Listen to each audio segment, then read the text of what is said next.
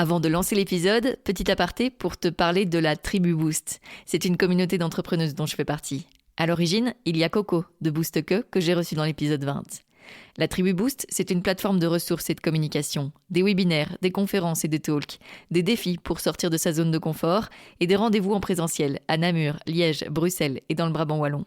Et surtout, c'est un vrai collectif d'entrepreneuses qui se tirent vers le haut et qui m'aident à booster mes projets. Si tu veux rejoindre la Tribu Boost, bonne nouvelle, tu as 10% de réduction sur ton abonnement de 1, 3 ou 6 mois avec le code COMPOSE. Rendez-vous sur www.boostque.com pour t'inscrire. Le lien se trouve dans les notes. Allez, place à l'épisode.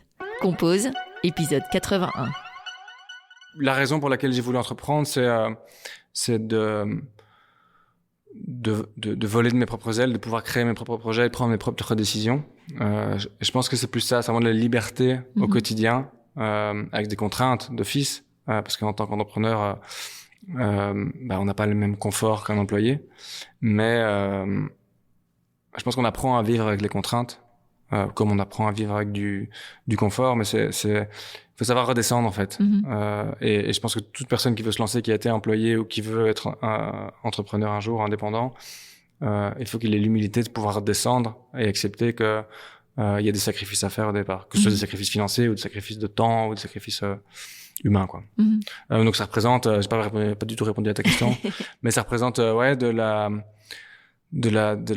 liberté, de la créativité, mais c'est important que ce soit cadré aussi. J'étais solo en même temps à un moment sur Chocolo. Ici, je suis pas du tout solo. Je préfère entreprendre maintenant, même si j'ai plus de pression parce que j'ai des actionnaires. J'ai plus de structure aussi. Et donc ça permet d'avancer d'une meilleure manière, je pense.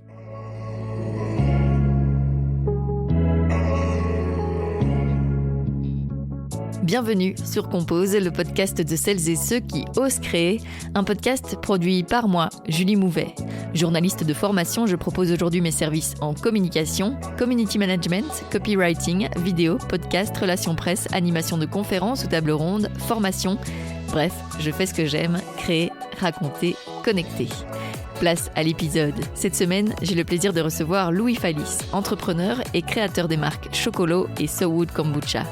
Ensemble, on a parlé de ses 10 ans dans la pub, de son envie de créer une pâte à tartiner moins sucrée pour ses enfants, jusqu'au lancement de Chocolo, de So Wood, sa marque de kombucha, de son passage par une couveuse d'entreprise, des différents accompagnements dont il a bénéficié, de remise en question de ses produits, de l'importance de s'entourer, de maturité, de trouver un équilibre entre vie pro et vie privée, de l'apprentissage comme moteur, d'empathie, d'insécurité financière, de voir grand tout en étant réaliste. Juste avant de commencer cet épisode, je vous rappelle que vous pouvez soutenir Compose via Patreon. Je dépose juste ça là et je vous souhaite une très belle écoute.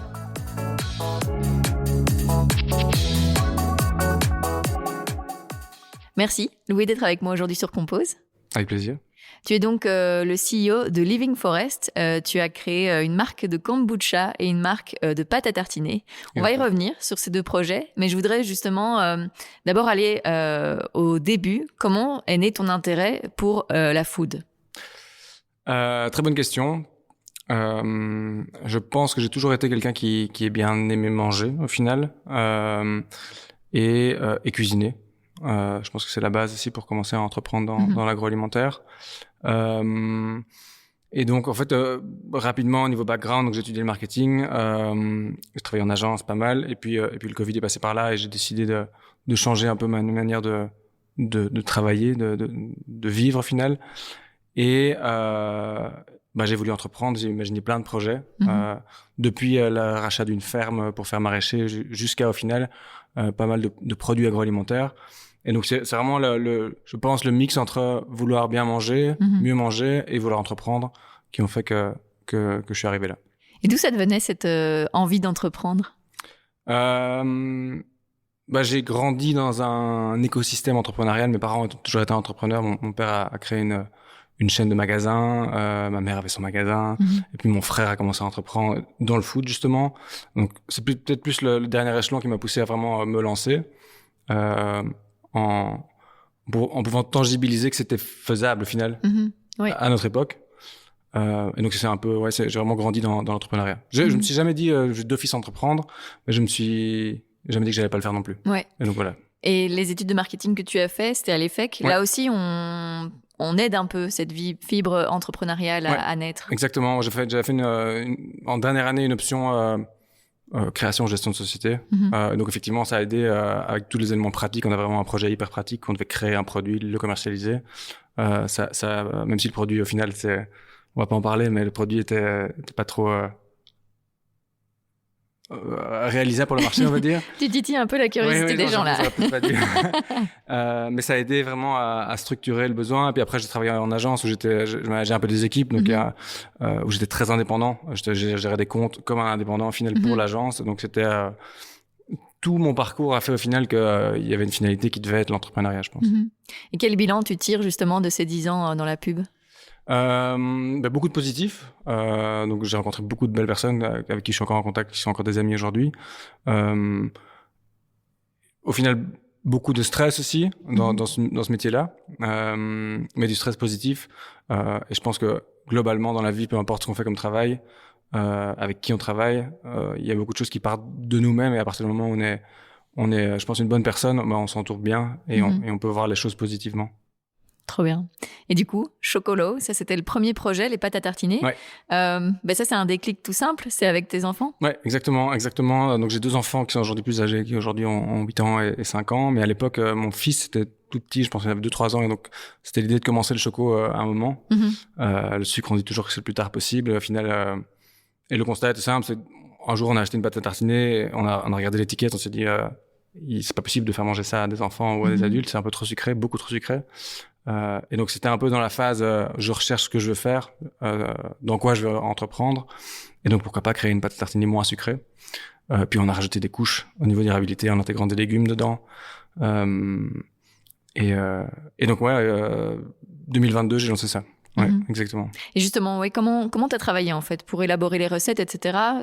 T'es parti de quoi? En fait, j'ai fait appel à l'équipe, on va dire, l'équipe wallonne de la Wallonie. Et donc, via mon frère qui a fait une incubation chez Capinov à Nivelles, j'ai appris l'existence de cette structure que j'ai contactée, qui a commencé à m'accompagner pour cadrer le projet. C'est quoi concrètement, Capinov? Capinov, c'est un incubateur, on va dire. En partie, c'est un incubateur. Donc, ça veut dire qu'ils accueillent des porteurs de projets qui ont une idée et ils les aident à structurer le projet avec toutes les compétences qu'ils ont, principalement pour ce qui est go-to-market, financier, etc. Et ensuite, eux vont renvoyer vers d'autres organismes wallons en fonction des compétences que ces organismes ont qui sont manquantes chez Capinov. Comme par exemple le fait de prototyper un produit alimentaire qui a été fait avec le Smart Gastronomy Lab à Jean-Blou. Donc Capinov m'a aidé vraiment à structurer la vision, la proposition de valeur. On a créé les produits avec le SGL à Jean-Blou. Et puis finalement, pour lancer le produit, j'étais pas prêt à le faire en tant qu'indépendant directement, donc j'ai lancé l'activité en couveuse d'entreprise. J'ai créé Job à Louvain-la-Neuve. Donc c'était un peu la boucle était un peu bouclée, on va dire, avec les organismes wallons, et donc qui sont tous gratuits entre guillemets pour des porteurs de projets. C'est intéressant.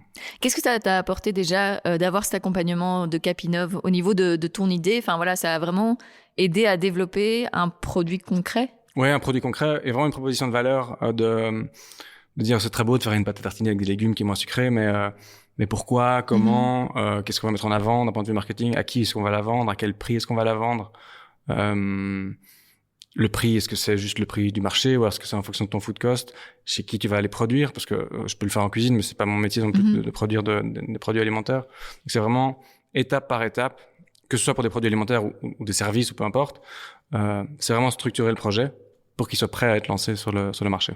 Et ça a duré combien de temps, cet accompagnement? Ouais, ça a duré quelques mois. Dans mon cas, c'était un peu...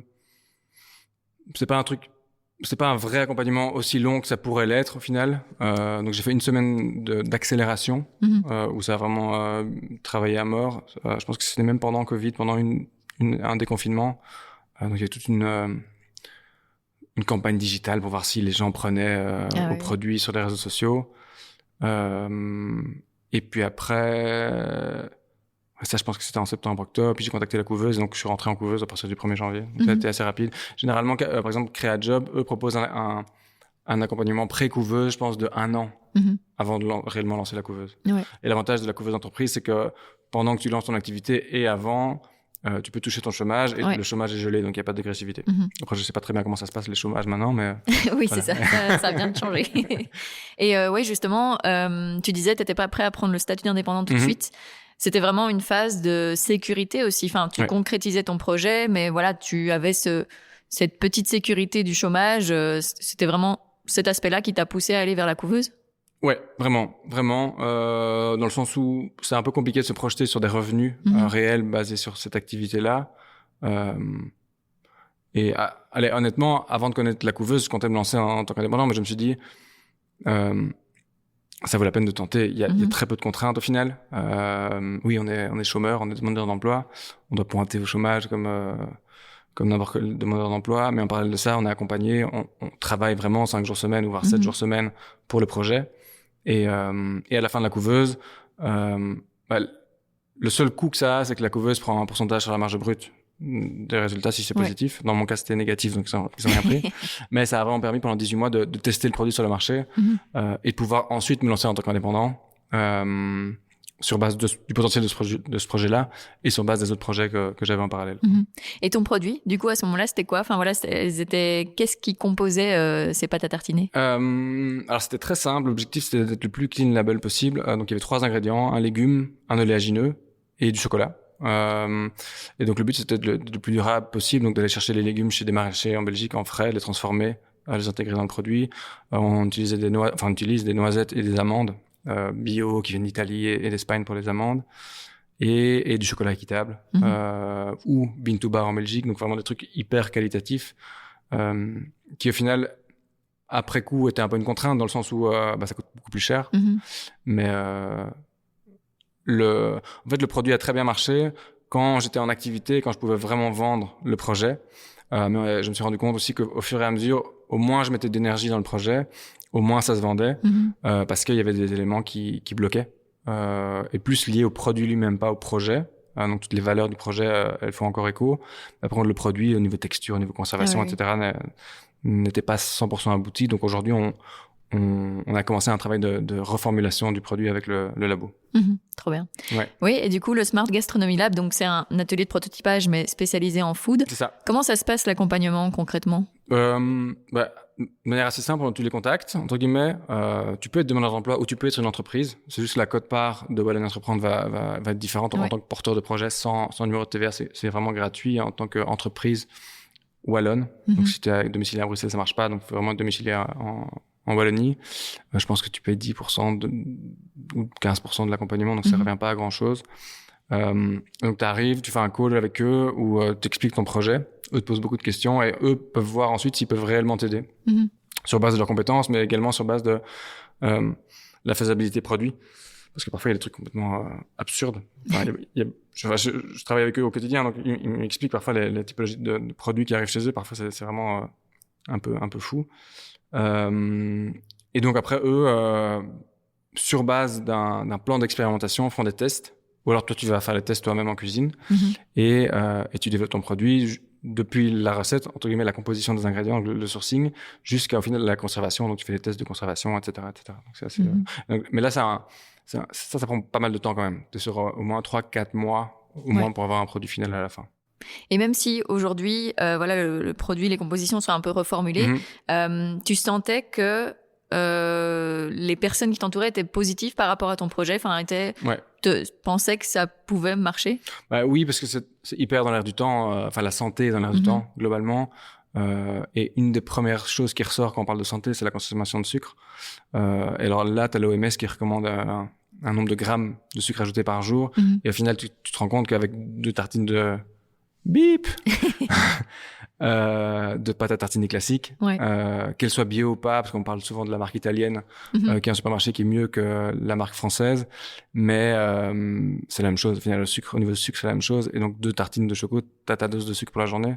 Pour un adulte, pour un enfant, c'est 1 tartine un peu plus. Donc c'est juste fou, quoi. Puis on parle des pics de glycémie, etc.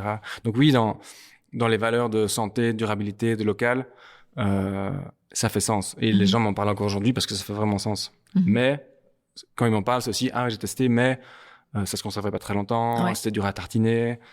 Et au final, oui, c'est vrai. c'est logique. Et c'est là où je pense que souvent, quand on se lance, on est persuadé de son produit. Et donc, chaque fois quand les gens font des critiques par rapport à ton produit ou ton projet, tu le prends mal. Mais au final, il faut juste se dire que les gens sont bienveillants. En tout cas, la plupart des gens sont bienveillants pour accepter correctement le type de remarques, quoi. Et du coup, t'espères que cette nouvelle formule de Chocolo ce soit disponible quand? Alors, je suis beaucoup pris par mes autres projets, mais donc j'espère qu'en 2026, ça sortira. Trop bien. Ouais. Oui, parce que du coup, c'est pas le seul projet. Il y a aussi la kombucha. Ouais. Pourquoi tu t'es dirigé? Pourquoi déjà développer un autre produit? Et pourquoi la kombucha?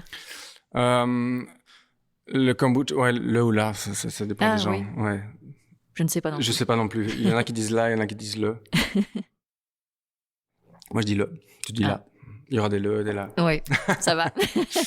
En fait, c'est un peu un concours de circonstances où, donc en parallèle de Chocolo, dans la famille, on a pas mal de forêts dans les Ardennes, propriétés forestières, qui sont exploitées pour le bois principalement et la chasse. Et en fait, ma volonté, je me suis jamais vraiment intéressé à ces forêts. J'ai jamais aimé la chasse. J'ai toujours aimé me promener dans la forêt, mais pas beaucoup plus. Et étant dans l'agroalimentaire, je me suis dit pourquoi pas essayer de justement valoriser ces forêts différemment dans l'agroalimentaire. Et donc, je me suis dirigé vers une piste qui est très tendance aussi, qui est la sève de bouleau. Oui. Je me suis dit pourquoi pas lancer une prod de sève de bouleau. Donc, je l'ai fait à petit volume pour nous, pour la famille, pour les amis, etc. J'ai challengé le labo, le SGL, en disant est-ce que vous connaissez ce produit-là? Est-ce qu'on peut pas imaginer un produit transformé avec ça? Donc, on gardait aussi cet écosystème et aussi Capinov au final. On travaillait ensemble aussi. L'idée à la base c'était de travailler avec mon frère et moi, on travaillait ensemble. À ce moment-là, le laboratoire était en contact avec un startup studio qui s'appelle BX Venture, qui lui cherchait des technologies universitaires à sortir des universités justement pour créer des sociétés. Et donc Eric Aubruge, donc un des fondateurs du laboratoire, a directement pensé en fait à nous mettre en contact, mon frère et moi, le labo et BXV, pour imaginer quelque chose ensemble autour des forêts, du kombucha, parce que le laboratoire était vraiment spécialisé est toujours spécialisé en fermentation kombucha. Et donc ça, c'est une idée qui est apparue en fin 2022, on va dire, plus ou moins. La première rencontre, c'était fin 2022. C'était assez rapide. Ouais. Peut-être pour expliquer, pour celles et ceux qui connaissent pas, la kombucha, c'est quoi exactement? Donc, c'est une boisson fermentée, non alcoolisée à base de thé. Donc, il y a toujours du thé dedans. Il y en a qui mettent du thé noir, du thé vert. Nous, on met les deux. Qui en fait est composée de bactéries et de levures qui vont fermenter et qui pendant la fermentation vont consommer du sucre, entre autres. Donc ça va être une boisson qui va être peu sucrée, mais qui va apporter des bienfaits pour la santé, parce que justement les bactéries sont des bactéries qui sont bonnes pour tout ce qui est microbiote principalement. Donc c'est une boisson qui est très tendance aujourd'hui. On en parle encore plus en janvier-février avec les mois sans alcool. Mais outre ça, c'est maintenant une boisson qui est disponible dans quasiment tous les bars, tous les restaurants, tous les magasins dans les métropoles, on va dire. Ouais. Et du coup, quelles ont été les étapes pour créer ce produit? C'était d'abord une étape humaine, je veux dire, une rencontre avec justement l'équipe de BXV, avec le labo pour pouvoir voir s'il y avait un match humain par rapport à ça, par rapport aux valeurs, par rapport vraiment aux objectifs du projet. Et ensuite, de manière assez similaire au final à Chocolo, c'était du prototypage de produits, du branding, imaginer vraiment une proposition de valeur créative aussi, visuelle. Ça a été assez rapide au final. Enfin oui et non, c'était rapide et pas rapide. C'est-à-dire qu'on a créé la boîte en avril 2023. C'est les produits en janvier 2024, donc ça a pris un peu plus de temps que prévu. On a des problèmes admin avec les axes, etc. Soit peu importe. Bon à savoir que ceux qui veulent se lancer dans l'agroalimentaire en boisson, il faut être soumis aux axes. Ça nous a pas mal retardé. Mais donc en gros, ça a pris 7 mois pour lancer les produits sur le marché. Excellent. Ouais. Et le public cible, à la base, c'était plutôt la restauration? C'est ça. On a lancé une première gamme de produits qui étaient assez différents. Donc, on aromatise avec des produits qui poussent dans les forêts. Donc, on a 3 produits pour cette gamme-là, gamme Oreca, qu'on va appeler maintenant la gamme Origine, avec des feuilles de bouleau, du pin sylvestre et de l'aubépine. Donc, on fait un assemblage entre du kombucha et une infusion. Et on arrive à nos produits à la fin, avec 2 parties pris, c'était de se lancer uniquement dans l'Oreca. C'est-à-dire que on refusait en fait les clients épiceries qui étaient intéressés par nos produits. Parce qu'on voulait garder une exclusivité pour l'Orité l'Oreca. Pourquoi? Parce que on s'est dit, on va valider notre produit d'un point de vue haut de gamme et on va garder une exclusivité pour ce retail-là pour que les consommateurs puissent pas trouver le produit en Horeca à 6 € et en épicerie à 3 €. Ah, oui. Parce que nous, on le vend au même prix au final. Mais les marges sont différentes parce qu'il y a plus tout ce qui est staff. Et donc, en fait, on a validé le produit vraiment avec pas mal de grands chefs, de restaurants étoilés, beaucoup de Goemio. Mais on s'est rendu compte que on avait beaucoup de clients, mais pas beaucoup de volume, parce que ça reste du kombucha, ça reste sans alcool au final. L'alcool a quand même toujours un peu plus de succès, je pense. Et c'était principalement en Wallonie. Alors que le kombucha, c'est hyper tendance à Bruxelles. Bruxelles est très mature pour ça. Ça commençait à l'époque tout doucement en Namur, Liège, mais le reste de la Wallonie, les campagnes, les gens connaissent pas, quoi. Donc on est depuis 3 ans en permanente éducation des gens pour expliquer ce que c'est le kombucha. Donc pas beaucoup de volume, donc on a décidé de créer une deuxième gamme de produits, aussi totalement inspirée des forêts belges avec des ingrédients forestiers qui étaient là disponibles pour les épiceries, en pétillant, parce que le parti pris pour la première gamme c'était de le faire en plat aussi. Et donc voilà où on en est aujourd'hui depuis 2 ans. Ouais.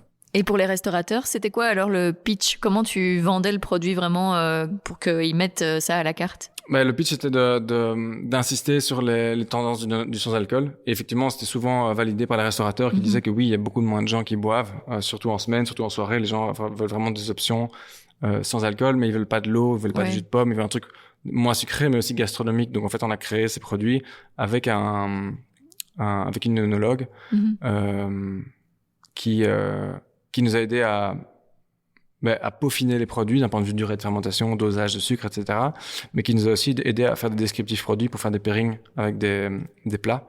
Et donc, c'est vraiment avec des fiches hyper précises de dire l'aubépine, ça marchera super bien avec du fromage, qui a permis de convaincre pas mal de restaurateurs. Trop bien. Et toi, ça vient d'où cette volonté de justement proposer une alternative non alcoolisée? Moi, je suis encore un consommateur d'alcool, en toute transparence. J'aime bien boire de l'alcool. Enfin, j'aime pas boire de l'alcool, mais... On se comprend, oui. Exactement. Mais j'adore découvrir pas mal de choses sans alcool. Et il y a de plus en plus d'alternatives non alcoolisées, que ce soit des kombucha, des kéfirs ou d'autres choses qui sont pas fermentées.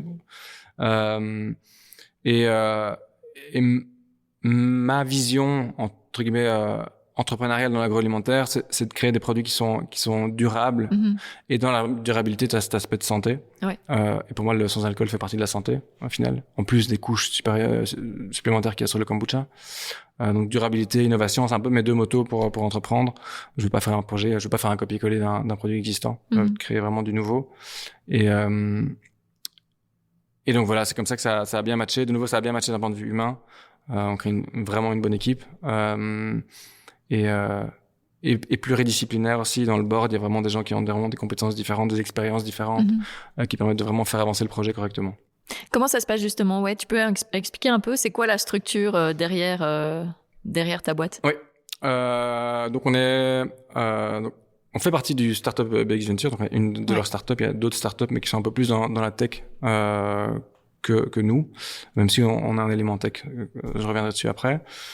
Et on est spin-off de l'Université de Liège. Donc on est spin-off, mais l'université n'a pas de part dans la société. On a une convention de savoir-faire avec eux. Et donc la structure, c'est que on a un actionnariat, on est composé de, je pense, 6-7 actionnaires différents qui sont soit des personnes morales, soit des personnes physiques, qui sont investis de proche ou de loin en fait dans la société. Donc on a ce board où on se voit en fait toutes les semaines quasiment pour parler stratégie, pour parler avancement, pour les nouveaux projets. Donc c'est très positif, c'est très enrichissant pour moi. Je suis plus tellement très jeune, mais je me considère toujours comme un peu jeune et justement, je pense que j'ai tout encore à apprendre au final. On apprend beaucoup sur le terrain et donc là, j'apprends beaucoup des différentes personnes avec qui je travaille au quotidien. Et en plus de ça, voilà, on a une équipe opérationnelle maintenant qui est en train de se construire avec William qu'on a engagé en production, Victoria qui est en sales et alors Raphaël qui arrive bientôt en sales aussi pour vraiment attaquer à fond le marché, quoi. C'est un projet que tu pourrais pas faire si tu étais tout seul? Non, impossible. Pas de la même manière en tout cas, pas avec la même ambition. Ouais. Ambition, l'ambition, c'est lié un peu à l'énergie, mais c'est lié aux finances aussi. Au final, voilà, en toute transparence, je fais pas le projet sur fonds propres. Et c'est là où on a créé vraiment une structure d'actionnariat aussi de confiance où il y a des gens qui ont investi dans notre projet parce qu'ils croient profondément dans le projet. peut-être même plus pour les valeurs du projet que pour une rentabilité future. Ouais. Mais tu sens qu'il y a vraiment un enthousiasme positif sur ce qu'on veut dégager, quoi. Et c'était dur de les convaincre, justement? Sûrement, mais voilà, moi, la manière dont je suis, c'est de rester le plus naturel possible. Ouais. Je reste moi-même et voilà, je pars du principe que donc c'est moi, entre guillemets, en tant qu'humain, qui les ai convaincus sans leur mentir, sans leur vendre quoi que ce soit de trop. Et après, il y a des actionnaires qui ont été convaincus par d'autres actionnaires. Donc voilà, c'est tout un cercle vertueux.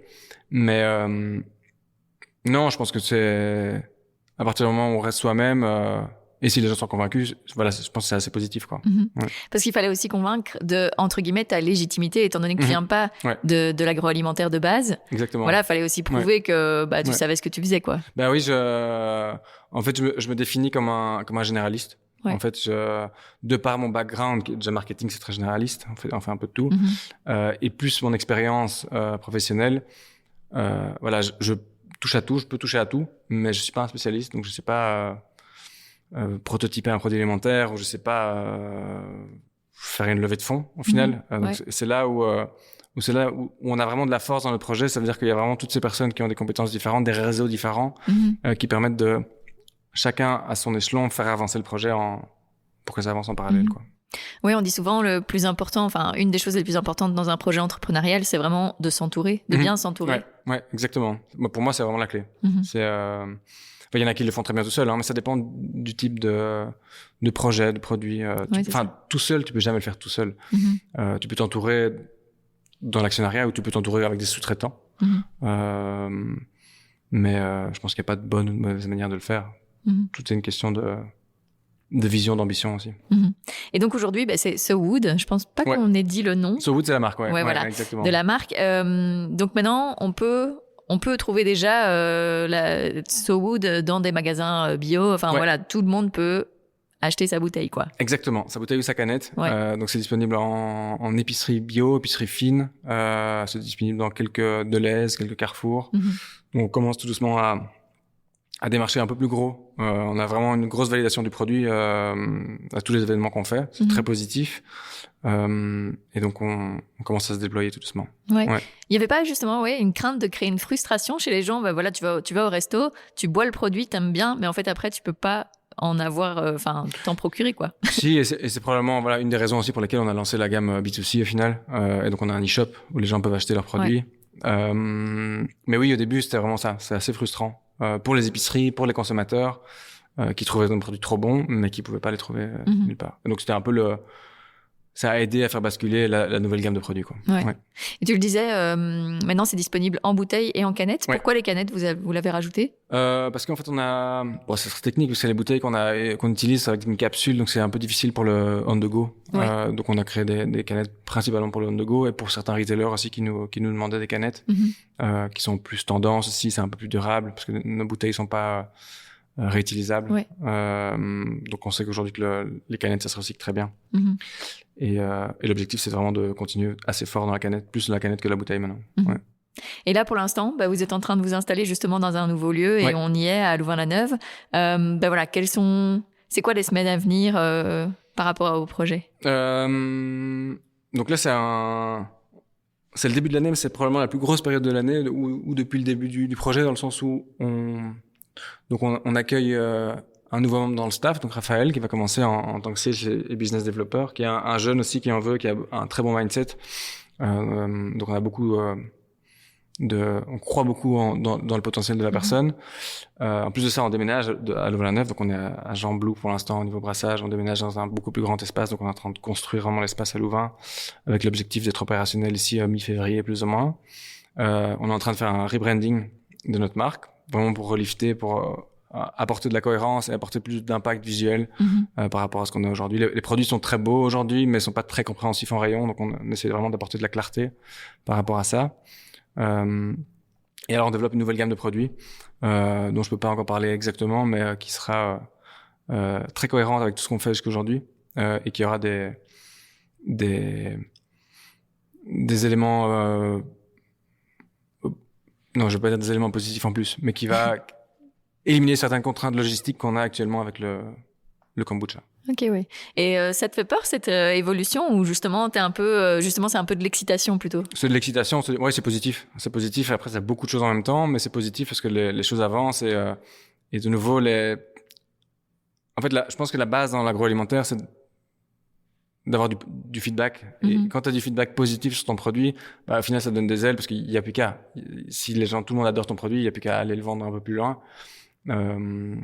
Ou recréer un peu l'image de marque pour que ce soit encore plus compréhensible, pour que les gens puissent faire ce geste de le prendre dans le frigo, ou en produire plus via l'infra. Donc, je pense que c'est une étape clé maintenant. On est vraiment dans une grosse étape de nos structures, et que 2026 devrait être une bonne année avec tous ces éléments qu'on met en parallèle, quoi. Et aujourd'hui, toi, t'as quel statut? Mon titre, tu veux dire si ton statut, est-ce que t'es indépendant total ou t'es en société ou... Je suis en société. Ouais. Donc j'ai une société de management qui facture à Living Forest. Ouais. Et du coup, tu vas avoir des employés. Est-ce que ça va être challengeant d'être manager aussi? Oui et non, parce que c'est une pression supplémentaire. Au plus on engage, au plus on a de coûts, et donc au plus il faut ramener d'argent. Donc c'est une pression par rapport à ça, mais c'est une pression positive aussi où au plus on est de fous, au plus on rit au final, et plus il y a des gens, en plus il y aura des compétences différentes et des idées différentes. Je suis très en mode entrepreneur lean au final. J'aime pas beaucoup dépenser de l'argent, mais j'aime bien avoir beaucoup d'idées créatives et donc il y a Raphaël qui arrive, il y a Victoria, il y a William. On accueille pas mal de stagiaires aussi, mais qui viennent de différentes écoles avec des compétences différentes pour 3 mois. Mais je pense que ça va vraiment apporter une très très bonne dynamique à la marque. Avec ce gros momentum de rebranding, de lancement de produits, de nouvel atelier, ça risque de bouger pas mal dans les prochains mois. Ça représente quoi pour toi le fait d'être justement entrepreneur? Je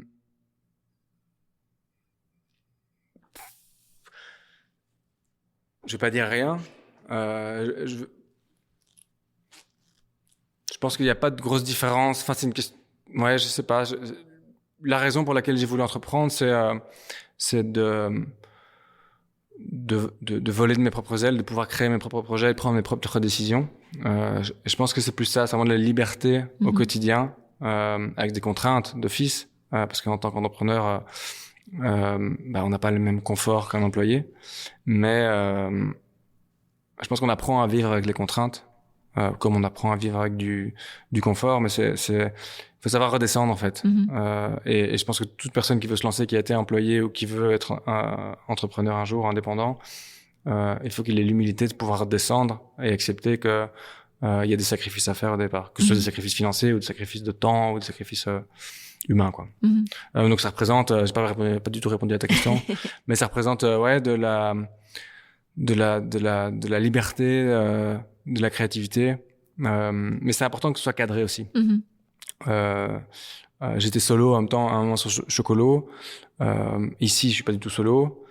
Je préfère entreprendre maintenant, même si j'ai plus de pression parce que j'ai des actionnaires. J'ai plus de structure aussi. Et donc ça permet d'avancer de meilleure manière, je pense. Mais tu avais l'impression que ces 10 ans dans la pub, c'était aussi nécessaire pour justement être aussi peut-être plus mature avant d'entreprendre? Ouais, je pense que c'est important d'avoir une expérience professionnelle avant d'entreprendre. Il y en a beaucoup qui se lancent directement après les études et c'est très bien aussi, hein, mais si tu te lances directement après les études, t'as pas vraiment de réseau. Le réseau, c'est essentiel. T'as pas cette expérience, cette expertise. La gestion de projet, c'est quand même un truc clé. Enfin, mon métier d'avant, c'était vraiment de la gestion de projet. Et ici, entreprendre, c'est un grand projet au final, avec beaucoup de petits projets dedans. Mais c'est indispensable pour moi d'avoir cette expérience professionnelle avant d'entreprendre. Justement, toi, ton réseau, tu l'as construit comment? Y a tout un réseau familial, entre guillemets, pas dire la noblesse, mais bonne famille, machin, avec des trucs comme ça. Donc, mes parents ont beaucoup d'amis qui ont... Enfin, il y a un réseau comme ça, puis il y a un réseau professionnel de nouveau. Et je suis quelqu'un qui est pas d'ennemi, je pense. Il y a des gens en vieillissant, il y a des gens que je peux plus voir ou plus entendre, et donc ça c'est un grand pas que j'ai fait il y a 2 ans en me disant je perds plus de temps avec des gens qui me font perdre du temps ou d'énergie. Franchement, je m'en sens beaucoup mieux depuis. Trop bien. Et donc le réseau, ça se crée, c'est du donnant-donnant, quoi. C'est du donnant-donnant. On peut pas tout attendre d'un côté. Il faut pouvoir donner. Et donc mon motto, c'est vraiment de pouvoir donner et recevoir après derrière. Oui, parce qu'il y a le réseau professionnel, mais toi aussi, tu as des produits qui vont vraiment chez les gens. Du coup, j'imagine que tu as fait aussi des salons, etc. Enfin, le contact comme ça avec les potentiels clients, c'est quelque chose qui te plaît aussi. Ouais, j'adore vendre le projet. Je pourrais passer ma vie à le vendre et je pourrais passer mes week-ends si j'avais pas mes enfants à la maison. Enfin, si j'étais tout seul, je pense que je bosserais 7 jours sur 7. Je prends le temps de vivre avec mes enfants et avec ma conjointe, donc ça c'est bien. Mais il faut rencontrer des gens, il faut confronter le produit à un max de gens, le produit ou le service de nouveau. Et effectivement, on est encore maintenant en dégustation quasiment tous les week-ends, en salon très très régulièrement pour déployer la force commerciale, pour déployer le produit sur le marché, mais aussi pour avoir ce feedback des gens par rapport à nos produits. Comment t'organises ton temps aujourd'hui ? Entre justement le côté privé, le côté pro et puis le développement des produits. Je parlais de plus parler avec des gens qui sont toxiques pour moi. La deuxième chose que j'ai entrepris entre guillemets, c'est de dire j'essaie de le faire, ma conjointe serait pas d'accord si elle nous entend. De pouvoir soit aller conduire les enfants, soit aller les chercher au moins une fois par jour, de pas rentrer trop tard, mais de plus prendre le temps de travailler le soir s'il faut ou le week-end quand les enfants sont pas là, mais de vraiment trouver cet équilibre et que les enfants me voient. En fait, pendant les 2 premières années de Chocolo, j'étais vraiment parti tous les week-ends. Et les enfants n'aimaient plus le Chocolo parce que ça faisait en sorte que papa n'était pas là. Oh, c'est triste. Oui, mais c'est la réalité. Et je pense que c'est la réalité de beaucoup de gens. Beaucoup d'entrepreneurs qui sont dans le food et qui sont obligés de faire des dégustations, quoi. C'est un peu contradictoire parce que c'est un produit que tu fais pour eux et puis finalement tu les vois moins. Oui, c'est absurde. Donc on s'arrange. Là, le week-end prochain, je vais encore en déguste chez Rob. Mais je m'arrange, on s'arrange, on crée un agenda, on essaie de le faire le plus structuré et de nouveau ma conjointe est assez compréhensive par rapport à ça et c'est que ça fait partie du job, qu'un jour il faudra moins le faire sûrement et c'est déjà beaucoup moins qu'à l'époque, mais il faut pouvoir faire des sacrifices aussi pour faire avancer le projet, quoi. Elle est indépendante aussi? Non, un employé. Donc du coup, il y a la garantie d'un côté, la sûreté d'un côté. Et puis c'est parfois difficile en fait de comprendre justement ce qu'est la vie d'indépendant entrepreneur. Après, elle a pas le statut d'indépendant, mais elle est directrice d'une maison de repos. Donc elle a cet aspect aussi de management, de rentabilité, etc. Donc, mais elle a pas le statut, quoi. Et on parlait des réseaux vraiment physiques. Il y a aussi les réseaux sociaux. Justement, comment tu fonctionnes à ce niveau-là? On fonctionne pas mal en interne, en final, on fait tout seul pour l'instant. On a fait appel à des agences à un moment. On n'était pas 100% satisfait des résultats, ni au niveau directeur artistique, ni au niveau résultat tel quel de vue des postes. Et donc en fait on a décidé de continuer de le faire en interne avec le staff existant, avec les stagiaires qui vont arriver. Là il y a 2 stagiaires qui viennent de Albert Jacquard, qui est vraiment cet aspect créa qui est assez intéressant. Et on verra par la suite comment est-ce qu'on peut faire. Mais c'est clair que c'est un truc qui pourrait être sous-traité à un moment. Et t'as l'impression que c'est un canal de vente ou pas forcément? Non, pas pour nous aujourd'hui en tout cas. C'est plus un canal de notoriété, de marque. On a pas mal de followers, je pense 1500 followers, donc c'est chouette. Mais je pense pas qu'on vend beaucoup via ça.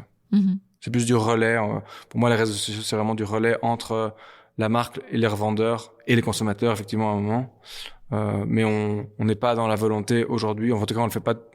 L'objectif, c'est pas vraiment créer beaucoup d'engagement. C'est plus d'avoir une belle vitrine pour des gens qui se connectent sur notre page, quoi.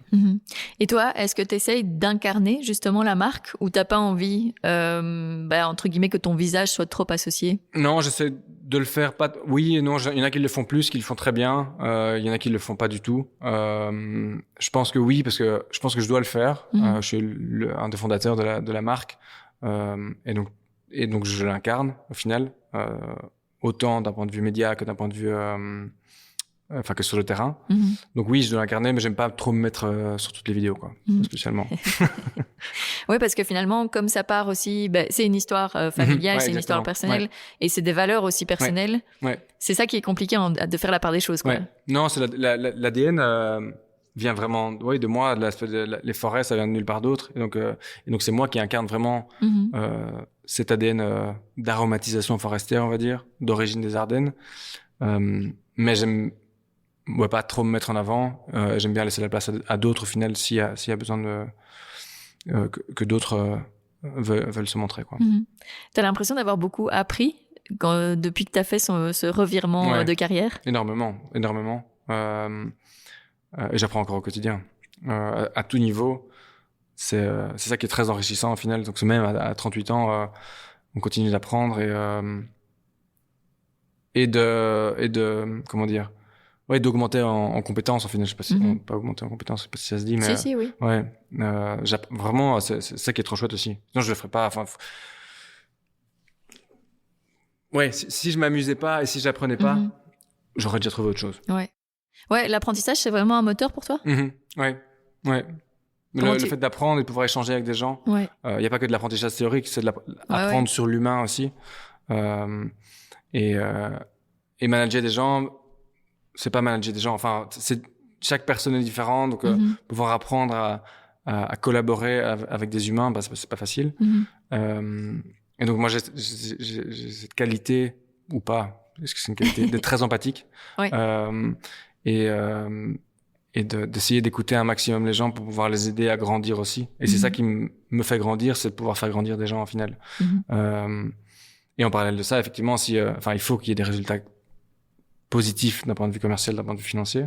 Mais si tout avance dans ce sens-là, c'est vraiment top. Ouais, d'un point de vue financier, une fois que tu es sorti de couveuse, à partir de quand tu as su te donner un salaire correct, entre guillemets, qui répondait à tes besoins, en fait, simplement? Depuis 3 mois environ. Depuis 3 mois maintenant? Ouais. C'est moi qui me suis accordé un salaire un peu plus élevé. Donc moi, je facture un montant mensuel. Ma société facture un montant mensuel à la société de kombucha. Et donc c'est moi qui ai décidé de faire évoluer mon salaire personnel, entre guillemets, à ce moment-là, en fonction de mes finances. Mais donc ça a pris 2 ans quasiment après la sortie de couveuse. Ou 3 ans presque. Ouais. Ça te faisait peur de cette insécurité financière finalement? Au début, non. Après, oui. Après, oui, parce qu'au final, c'est du sacrifice aussi, du sacrifice pour la famille aussi, au final. C'est compliqué de pas pouvoir... mentalement, c'est compliqué de pas pouvoir mettre les 50% sur le compte commun. Et donc, heureusement, de nouveau, que ma conjointe était là et qu'elle a bien voulu faire, je peux dire un sacrifice financier, mais oui, de mettre plus que la part qu'on était censé mettre pour pouvoir faire vivre le foyer, pour pouvoir moins partir en vacances. De nouveau, quand on était tous les deux employés à l'époque, avec un enfant ou sans enfant, c'était la grande vie. C'est incroyable. J'arrive même plus à m'en rappeler. Mais et aujourd'hui, on n'a pas le même niveau de vie qu'à l'époque, mais on arrive tout doucement à la normale, quoi. Et ça a été des discussions entre vous vraiment pour que que vous soyez alignés et OK avec cette situation qui est tout à fait. moins stable qu'avant, quoi. Tout à fait. Après, souvent les forecasts c'était de le faire avant, d'augmenter le salaire avant, etc. Voilà. Dans les faits, ça s'est pas fait avant parce qu'il fallait que en fonction du montant que je facturais, que le kombucha fonctionne bien. Donc c'était vraiment trouver un équilibre par rapport à ça. Mais je pense que c'est essentiel aussi pour une société qui a des actionnaires, que les actionnaires se rendent compte que le CEO doit avoir un confort personnel pour pouvoir performer correctement d'un point de vue professionnel. Je pense que c'est la base. On peut pas vivre avec 1000 balles tous les mois quand tu dois payer une maison et manger à des enfants, etc., quoi. Ouais, c'est clair. Donc et c'est là où il y a cet aspect positif de l'actionnariat Living Forest qui est conscient de ça. De nouveau, ce sont des personnes qui sont plus expérimentées, qui ont déjà beaucoup entrepris et qui savent que pour performer, il faut que le porteur de projet soit confortable dans ses baskets et puisse vivre, en fait. Plus que vivre que pour le travail, vivre personnellement. Et toi, tu te sens confortable? Enfin, je parle pas d'un point de vue financier, mais dans cette situation, dans ce cadre professionnel, tu te sens confortable? Oui, ouais, globalement oui, parce que de nouveau je suis en phase je pense que les personnes font beaucoup, et j'ai des personnes qui sont compréhensives en face de moi, et qui sont positives en fait. Et donc je me sens confortable. Après, un jour n'est pas l'autre. Demain, ça peut casser, comme ça peut aller très bien. Enfin, il faut vivre au jour le jour aussi, quoi. Et il faut je pense qu'en tant qu'entrepreneur, tu dois être conscient de ça aussi, que n'importe quoi peut arriver du jour au lendemain, et que le business peut s'arrêter ou le business peut exploser. Et il faut être conscient aussi à un moment de pouvoir se positionner correctement par rapport à l'évolution, qu'elle soit positive ou négative d'un projet, quoi. Si ça marche pas, peut-être que c'est c'est à cause de moi, donc peut-être que je dois me retirer pour que quelqu'un fasse les choses mieux que moi, c'est possible. Ou même vice versa, si ça marche trop, est-ce que j'ai encore les compétences de tenir une boîte qui fait des millions d'euros? Peut-être pas. Donc ça, c'est vraiment une question d'évolution, de pouvoir être conscient de la réalité, être conscient de ses compétences au final. De nouveau, compétences humaines, compétences professionnelles. Et je sais pas. Je vis au jour le jour. D'un point de vue professionnel, en tout cas. Et est-ce que tu penses quand même aux différents scénarios possibles? Enfin, tu disais, voilà, si ça devient trop gros, est-ce que ce sera encore moi? Enfin, voilà, tu penses toujours aux différents scénarios? Oui. Ça fait partie de mes décisions au quotidien, au final. Chaque décision qui est prise par rapport à mon background, par rapport à ce qui se passe aujourd'hui et par rapport à ce qui pourrait se passer plus tard, quoi. Donc oui, d'office. T'as l'impression quand même que tes études en marketing, ça t'aide aujourd'hui? Pas vraiment. Ou pas forcément. L'avantage du marketing, c'est l'aspect plus généraliste. Et donc, le fait d'être généraliste aujourd'hui, d'être un entrepreneur généraliste, est probablement lié à mes études et à mon background professionnel, de devoir toucher à tout et de pouvoir toucher à tout et le faire bien, au final. Parce que toucher à tout et faire des choses mal, c'est pas le but, mais et avoir la capacité de pouvoir déléguer, sous-traiter, c'est essentiel aussi. Surtout en tant que... Enfin non, peu importe qu'on soit généraliste ou spécialiste, il faut savoir déléguer des choses. Et tu t'imagines un jour entreprendre dans un autre secteur que l'agroalimentaire? Parce que c'est pas un secteur facile non plus. Non. Ouais, c'est un secteur qui est compliqué. Au plus on grandit, au plus c'est compliqué. Là, non. Non. Je pense que c'est un truc qui me botte vraiment parce qu'il y a cet aspect créatif. Il y a cet aspect très day-to-day opérationnel que j'aime bien, au final. Enfin, c'est moi. Je pourrais pas être sur un ordi toute la journée. Donc, comme ça, si tu me demandes un secteur dans lequel je pourrais entreprendre, je serais pas de quoi te citer. Et justement, comment est-ce qu'on arrive à se faire une place par rapport aux géants alimentaires, justement? Comment est-ce qu'on arrive à convaincre le public que son produit est bon? Et comment est-ce qu'on arrive à convaincre aussi les gens de mettre un certain prix pour un produit qui est plus qualitatif? Beaucoup de questions. Chocolo, c'est vraiment très niche. Et donc, on peut même pas comparer à des géants agroalimentaires. On a vraiment une proposition de valeur qui est très différente sur la santé que personne n'a. Et donc, ça permet de directement se différencier et aussi toucher des cibles que justement les grandes marques ne touchent pas spécialement. Donc dans ce cas-ci, c'était les enfants et la cible numéro 1, c'était les parents pour leurs enfants. Effectivement, l'idée, le concept touchait directement les gens. Ils étaient prêts à mettre beaucoup plus d'argent. Parce qu'au kilo, je pense qu'on était quasiment 10 fois plus cher. Enfin, le chocolat, c'est 10 fois plus cher que du Nutella, par exemple. T'as pas fait bip. Ouais, j'ai pas fait bip, pardon. Mais les gens qui ont un certain pouvoir d'achat, parce que c'est plus distribué maintenant, mais en épicerie bio, épicerie fine. Donc les gens ont le pouvoir d'achat pour manger mieux et donc peuvent se le permettre. Le kombucha, c'est un peu différent parce qu'on arrive sur un soft au final. Nous, on a créé une recette qui est très abordable gustativement. Donc rien gustativement, on va pas nous comparer à du coca, mais on est hyper abordable par rapport à d'autres kombucha qui sont généralement assez acides, mais qui sont moi j'adore, mais la plupart des consommateurs, surtout en Wallonie, n'aiment pas. Au niveau prix, on n'est pas très loin au final des classiques. Donc c'est plus une question de faire passer les gens au-dessus de certaines barrières. Au final, au niveau du chocolat, c'est la même chose. Il y a la barrière déjà théorique de dire t'as des carottes dans ton choco, c'est bizarre. Est-ce que je vais vraiment acheter ça?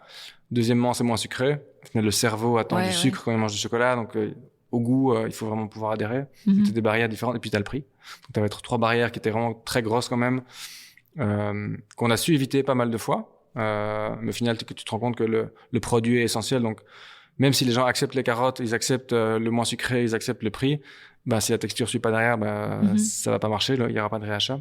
Donc, c'est vraiment la base, c'est le produit, dans un beau packaging. Et le kombucha, c'est un peu la même chose. De nouveau, on est très dans la vibe, dans la tendance du sans-alcool, du fonctionnel, parce qu'on apporte des bienfaits pour la santé, pour le microbiote principalement, on apporte un produit qui est moins sucré. Donc la plupart des gens sont aujourd'hui contents d'acheter du kombucha, et la plupart des gens achètent du kombucha. Il y a un gars qui nous a aidé un peu sur le marché à apporter de la notoriété à la catégorie de produits, c'est Squeezie, que tu connais peut-être. Ouais. Donc ça fait un gros boom par rapport à la génération Z, entre autres. Donc les jeunes connaissent le nom kombucha. Ils ont pas encore goûté beaucoup, mais ils connaissent le nom kombucha grâce à lui. Parce qu'il a fait quoi? Il a créé une marque de kombucha. Okay. Ça s'appelle Ciao Kombucha, qui est hyper mainstream comme produit. C'est un peu du soda avec des édulcorants, etc. Donc c'est pas du tout parfait comme produit, mais il a placé le mot kombucha sur la carte de la génération Z. Donc c'est vraiment positif pour nous. À fond. Et puis t'as des marques qui sont plus établies, comme t'as Yugen, qui est en Flandre, qui est en centrale dans tous les deux l'Est, etc. T'as Riche à Bruxelles elle fait un super boulot aussi d'un point de vue de notoriété du kombucha. Donc on surfe un peu sur la vague qui a déjà été créée par d'autres acteurs sur le terrain, quoi. Et donc nous on arrive en petit acteur, mais un petit acteur qui est ambitieux, qui veut grandir assez rapidement. Et tu parlais des épiceries bio. Il y a eu un boom pendant le Covid, mais après les gens ont un peu délaissé les épiceries bio. Enfin, il y en a beaucoup qui ont fermé leurs portes. T'as eu des craintes justement en voyant que il y avait pas mal d'épiceries qui devaient arrêter? Pour Chocolo, ouais. Au début, quand j'étais vraiment encore à fond dans le Chocolo, oui, ça faisait mal parce qu'il y avait beaucoup de clients qui fermaient, effectivement. Pour le kombucha, un peu moins, dans le sens où on a moins, on a moins construit notre business model pour ce retail-là, quoi. Il est plus construit sur l'Horeca et sur les grandes surfaces. Ouais. Comment tu vois évoluer ces deux projets? Déjà, est-ce que tu penses pouvoir arriver à combiner les deux plus le troisième qui arrive, à leur consacrer autant de temps à chacun, et comment tu vois un peu l'évolution? Donc Chocolo, pour l'instant, on est en train de reformuler les produits, donc en labo. Ça va prendre un peu de temps. Et l'idée, c'est de faire un chantier global, donc reformulation de produits, mais aussi rebranding, pour arriver avec un produit qui est plus cohérent avec le marché, avec ce que le marché attend. Donc vraiment faire les choses bien. Je veux pas dire que ça a pas été bien fait au début, mais ça a été fait rapidement, avec moins d'expérience. Et donc aujourd'hui, l'avantage, c'est que je peux apporter 4 ans d'expérience food dans le projet, donc c'est assez positif. Et donc l'objectif, c'est de pouvoir ressortir une gamme de produits en 2026, si jamais on arrive avec quelque chose de cohérent. Je pense que ça sert à rien de relancer une gamme si jamais elle répond pas aux attentes des consommateurs. Donc on verra. Qui vivra verra. Travailler au quotidien. Et alors le kombucha, je sais plus exactement. Oui, les projets pour la suite. Comment tu vois l'évolution? L'objectif du kombucha, c'est de grandir plus rapidement. De nouveau, on est sur une grosse tendance qui risque pas de s'atténuer. Donc on veut continuer à mettre le paquet. On met le paquet, on engage des gens, on fait ce rebranding, on investit en infra pour vraiment se positionner. Pour essayer d'atteindre au final les leaders qui sont sur le marché aujourd'hui, les leaders en Belgique en tout cas, et pouvoir proposer une gamme hyper cohérente d'un point de vue ADN qui va toucher les gens. Et ça touche les gens. En fait, la forêt touche vraiment les gens, on se rend compte. Et donc on veut vraiment axer notre storytelling aussi, notre ADN autour de la forêt, plus que juste mettre des ingrédients forestiers dedans, quoi. Donc on se rend compte qu'on se différencie beaucoup de la concurrence qui fait souvent gingembre, citron, hibiscus, des trucs un peu exotiques, classiques. Tout le monde a les mêmes, tout le monde a un gingembre de sa gamme au final. Donc les gens nous demandent souvent vous avez pas du gingembre? Il y en a pas encore dans les forêts, pas encore. Faire grandir la marque SoWood en fait.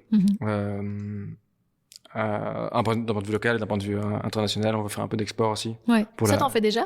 On travaille un peu avec Paris et le Luxembourg. C'est considéré comme de l'export par la WEX. Mais l'objectif, c'est d'aller plus loin que ça avec la nouvelle gamme qu'on est en train de créer et pas de la destiner exclusivement à l'export, mais il y a des marchés qui sont plus matures que la Belgique pour certaines typologies de produits, comme tout ce qui est UK, Nordics. Donc on voit grand, mais tout en restant réaliste. Ouais, trop bien. T'es fier d'avoir osé lancer ces projets ? Oui, je suis fier. Après, j'aime pas trop me vanter parce qu'au final, rien n'est fait. De nouveau, comme je disais, ça peut se planter demain. Donc, j'essaye de vivre avec les acquis du quotidien, avec les apprentissages du quotidien. Mais oui, je suis fier, clairement. Et après, souvent, les gens disent ouais, bravo d'avoir fait ça. C'est un job comme un autre, quoi. Oui, après, c'est un job comme un autre, sauf qu'il y a un peu moins de stabilité, de garantie. Mais je me suis toujours amusé dans tous mes boulots. Je suis parti à partir du moment où je m'amusais plus, où j'étais plus en cohérence avec les gens. Je pense que le jour où je m'amuse plus, ou si je suis plus en cohérence avec les gens avec qui je travaille, bah, je partirai aussi et j'imaginerai autre chose. Ouais. À partir de quel moment tu estimeras avoir réussi ? Ah, c'est une bonne question, ça. C'est une bonne question. Je pense jamais. Enfin. Parce que tu vois, tu disais, t'as entre guillemets rien fait, mais ça se trouve, demain, ça fait des millions d'euros, mais ça peut aussi s'effondrer le surlendemain, quoi. Après, je fais pas ça pour l'argent. Non. Donc, mon target, c'est pas de gagner de l'argent. Oui, c'est d'avoir du confort au quotidien. Mais j'ai pas envie d'être millionnaire. C'est pas du tout mon objectif et je suis pas sûr que je serai heureux en l'étant. En fait, c'est... Ouais, quand est-ce que j'aurais réussi ? Je sais pas. Peut-être le jour où je pourrais laisser le flambeau en me disant voilà, ça tourne. Il y a plus rien à faire, mais je peux laisser des gens faire tourner la baraque. Je pense que ça pourrait être une réussite. Ouais. Trop bien. Ouais. On arrive tout doucement à la fin de l'épisode et du coup je vais te poser la question signature de Compose. Okay. Qu'est-ce que tu aimerais oser faire et que tu n'as pas encore fait ? Ouf. Mais à tous les niveaux, pas seulement professionnel, ça peut être privé aussi. Ok. Attends, je vais réfléchir un peu là. Alors. Je comprends. Il faut que je trouve une réponse.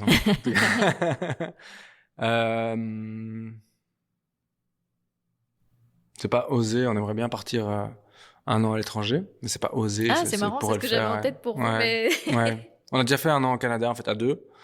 On aimerait bien refaire la même chose, en fait. Mais c'est pas oser, parce que oser, je peux le faire demain. Enfin,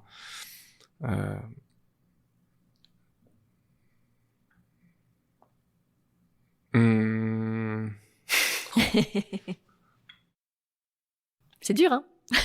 Oui, parce que en fait, j'essaye de rien regretter de toute façon au quotidien. Donc, je fais pas des trucs fous. Je suis pas quelqu'un qui... Je déteste les sensations fortes, etc. Tu vois. Donc, sauter en parachute, j'aime dire ça, par exemple.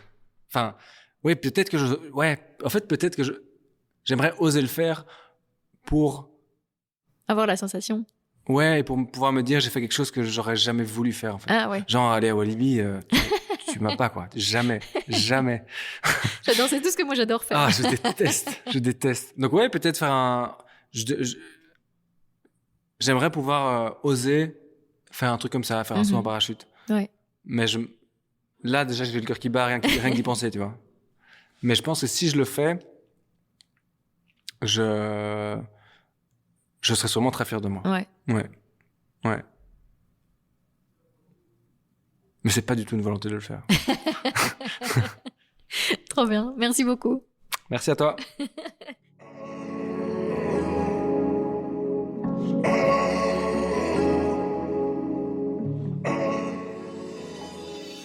Merci Louis d'avoir accepté mon invitation. Vous trouverez tous les liens pour le suivre dans les notes de cet épisode.